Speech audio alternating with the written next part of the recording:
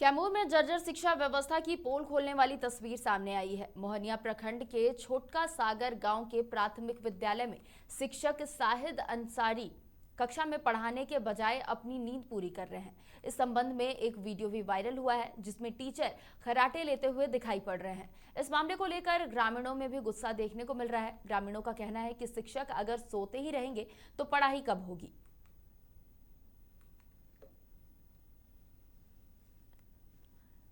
तो कैमूर की ये तस्वीरें, जहां आप तस्वीरों में देख सकते हैं कि शिक्षक क्लासरूम में पढ़ाने के बजाय सो रहे हैं। और अब इस वीडियो को वायरल होने के बाद ग्रामीणों में खासा गुस्सा देखा जा रहा है।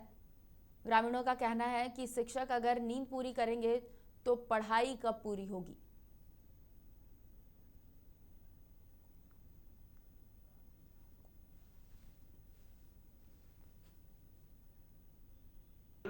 ये मोहनिया प्रखंड में ये प्राथमिक विद्यालय छोटका सगरा के संज्ञान में मामला आया है शाहिद अंसारी का, और उस पर मैं उचित कार्रवाई और करने जा रहा हूँ। पंचायत में जो मास्टर हैं सो रहे हैं, स्कूल में पढ़ाते थे शाहिद अंसारी, वो हमारे पंचायत के छोटका सगरा ग्राम का है महिला, जो कि वीडियो तेजी से वायरल हो रहा है। प्राथमिक विद्यालय